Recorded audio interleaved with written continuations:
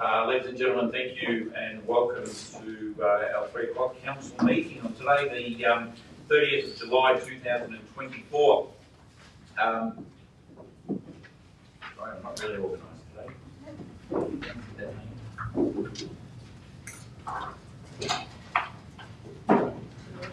Yeah, it's too early. Ladies and gentlemen, this public meeting is being recorded to improve access to meetings for our community. The recording will be published and will be retained by council in accordance with council's legal obligations. So as a visitor in the gallery, your presence may be recorded. I'd also like to acknowledge that we are hosting this meeting from the lands of the Bangarang people, and I'd like to pay my respects to our Aboriginal leaders past, present and emerging. And thanks to everyone that makes Australia such a great place that we do. The opening prayer is, Almighty God, we humbly ask Thee to bless and guide this council in its deliberations so that we may truly preserve the welfare of the people whom we serve. Amen. Amen.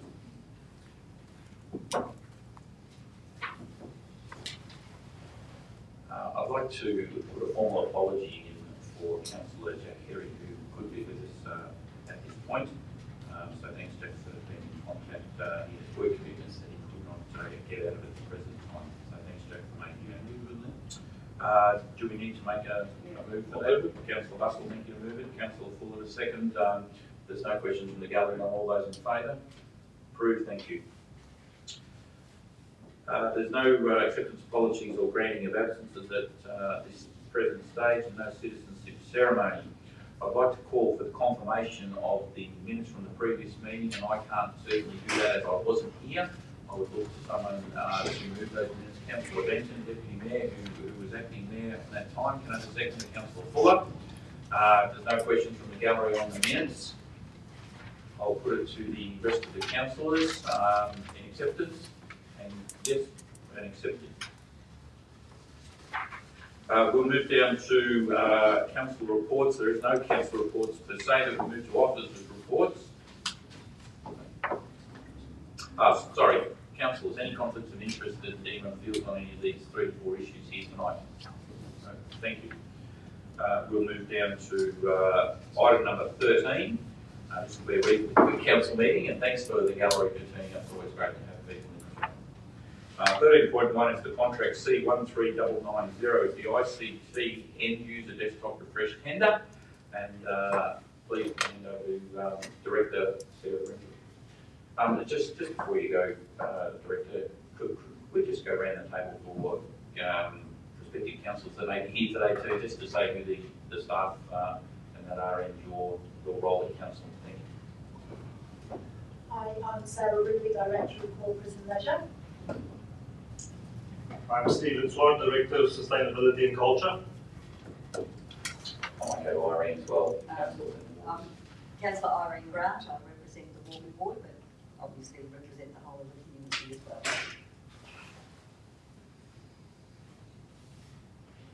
Councillor Dave Fuller, City Ward currently, but changing in the next round.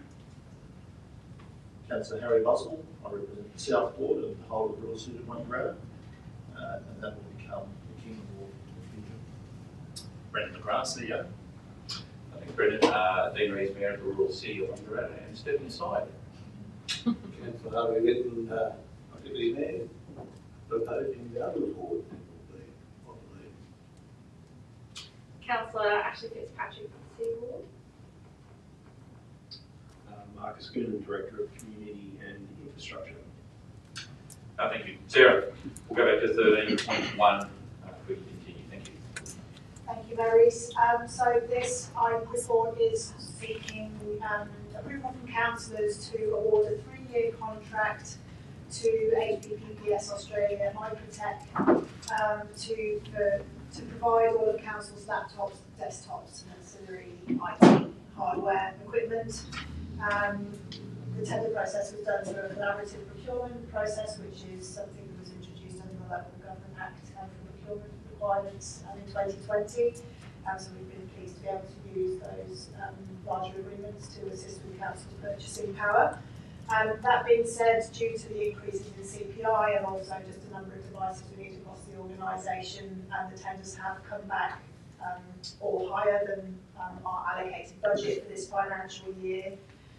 So in the recommendation, we are seeking for council to approve an annual budget increase of $47,374 for the 3-year duration of the contract, to award contract C13990 to HPPPS Australian Microtech, to authorise the CEO to sign and seal relevant contract documents and to disclose the contract price. Thank you.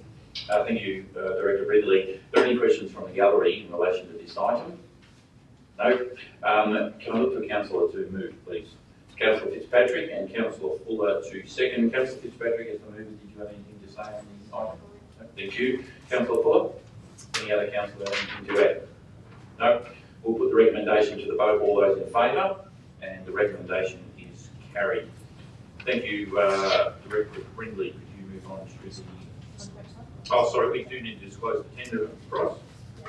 So the contract price is $742,122, excluding GST. Thank you. That's over 3 years. Yep, over 3 years. Thank you. Director Ridley, 30.2, which is the council expense policy. Thank you again. So councillors, through the course of fulfilling their duties, are entitled to incur required expenses to enable them to do so, such as car parking fees, transport costs, phone and data charges, attendance at conferences and training, meals and accommodation, etc. when they're doing that. And under the Local Government Act, all councils are required to have a councillor expenses policy, or council expenses policy, is the specific language here.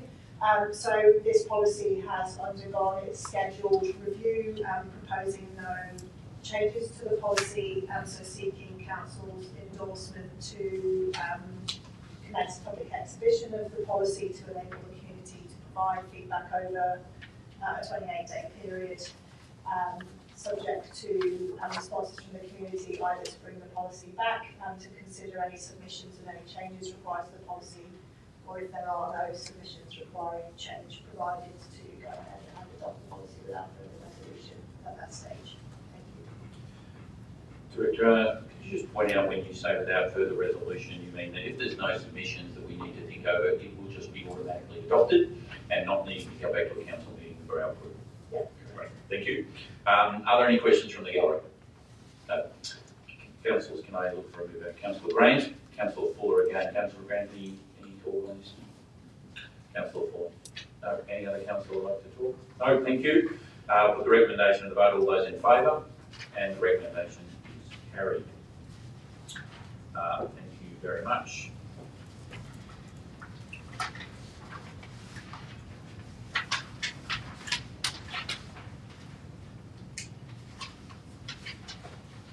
Sorry, we'll move now to community and infrastructure, which is 14.1, which is the Community Asset Committee nominations. And I'll look to Director Goonan for your reply. Thank you, Mr. Mayor. This report is presented to Council to endorse the nominations for volunteers to the Committees of Management under the Community Asset Committee Instrument of Delegation. The local committees of management that people are requesting to be approved onto are Eagle Upper Hall, Moyu Soldiers Memorial Hall and Oxley Shire Hall. The recommendation is that Council endorse the nominations to the attached report for the Community Asset Committees, Eagle Upper, Moyu and Oxley. Thank you, Director Goonan. Are there any questions from the gallery on this item? Thank you. Can I have a mover? Thank you, Councillor Bussell to move, and a seconder, Councillor Benton. Councillor Bussell, did you want to report on this? Yeah, thank you, Mr. Mayor. I just want to thank these people that run these halls. They're volunteers, they're great community members, and it's so important for community well-being that these volunteers are acknowledged for the work they do. And they look after the council assets, which most of them actually look after them like as if they own them themselves that they care for that well for these facilities. So, thank you, Mr. Mayor. Thank you. Deputy Mayor Benton, did you need to talk on the? So I'll just endorse councillor Buff's move. Thank you. Any other councillors like to report? No. I'll put the recommendation to the vote for the acceptance. All those in favour? And the recommendation is carried. Councillor Bussell, could you please read the nominations or the acceptances, please? Love to. The Moyu Soldiers Memorial Hall, there is two, Shana Sloan and Georgina Carroll, who are nominated to be on the committee. The Edai Upper Hall is two nominations, Ross Wilson and Marie Wilson. The Oxley Shire Hall in Oxley is 1, 2, 3, 4, 5, 6, 7, 8, 9. Sally Day, Melanie van der Hayden, Keith Yates, Christopher Kalkulka, Don Heath, Janet Heath, Greg Cherry, Deborah Humphreys, and Neil Brock. I know most of these, they're all really, really great community people. Thank you. Thank you, councillor, and we'll move forward. Thank you, Director Goonan. We'll move now to item 18.1, and that's the minutes of advisory committee meetings. Thank you. I'll hand over to CEO McGrath. Thank you, Mayor Rees. We have minutes from two of our advisory committee meetings, one for the Sport and Rec Advisory Committee meeting in June, and one from our Arts Culture Advisory Committee meeting in the 5th of June, and those are there for council's noting. Thank you. Are there any questions from the gallery? No. Councillor Mover, thank you. Councillor Fitzpatrick, and a seconder. Councillor Benton. Councillor Fitzpatrick, nothing to say, just the normal notation of these minutes. Councillor Benton, yep. No other councillors to talk. Thank you. I'll put the recommendation to the vote. All those in favour, and the recommendation is carried.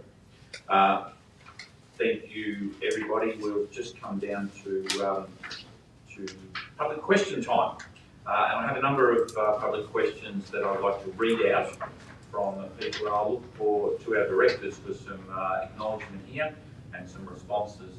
And thank you to the people that write the questions in detail. It helps us a few days before a council meeting. It helps us to get the information correctly back to you. And anything that we can't answer, we take on advice, and we'll get back to you correctly. So I'll read the first question. Is from a Pamela Gregory. She's asked a question for today's meeting at 3 p.m, 30th of July, and we've assigned this to Director Stephen Swart to this information. This was in relation to the previous council meeting. Good afternoon. Please see my question below. As I will be unable to attend in person, I ask a follow-up to this question. Following up from our query, I asked in person at the last council meeting in regard to the housing development of 10 affordable housing dwellings at 13 to 17 Garnet Avenue. Was a reason found as to why those who submitted formal objections to the planning permit were not notified of the decision that was going before council at the last council meeting for a decision so they would be able to attend the meeting in person? Regards, Pam Gregory. Directors. Thank you for that question. It's council's normal practice to notify objectors of planning permit applications that's going to council for decision. Unfortunately, on this occasion, the assessing officer was away from work and the notification of the objectors was missed, and I apologise for this. We have since reviewed our processes and systems to ensure that this does not happen again. Thank you, Director. I will now also go to a question by Douglas Randall, ask the question for the council meeting today, and I'll also direct this to Director Stephen Swart. Question 1 for discussion at tomorrow's council meeting, which was given to us yesterday before 10 a.m. Good afternoon, councillors. You're always asking for the community input. So here we go. Following a recent poll of our local community site, Wangaratta Community RAG, 90% of participating members have overwhelmingly voted for a revisit of our tourism information centre. The majority are suggesting that the current setup at the PAC over the road, Performing Arts Centre, is not practical and needs to be relocated to Swan Street, the old Olympic pool site. It already provides toilet facilities, a dump point and adequate parking for large campers. If this is not possible, then maybe Apex Park could be an option going forward. Myself and members feel a pressing concern for a new location with better exposure, including more room, for the growing needs of our tourists. We're becoming a large dynamic city, too big to just rely on the Glenrowan hub for all tourists. Please don't denigrate this correspondence because it links to social media. We're simply complementing what's available via our media print media, alternatively obtaining a shorter and much more overall participation with community members. As a common courtesy, members are anticipating a reply for some sort of result moving forward. Thanks for your time, Doug Randall, Wangaratta Community Brand. Director Swart.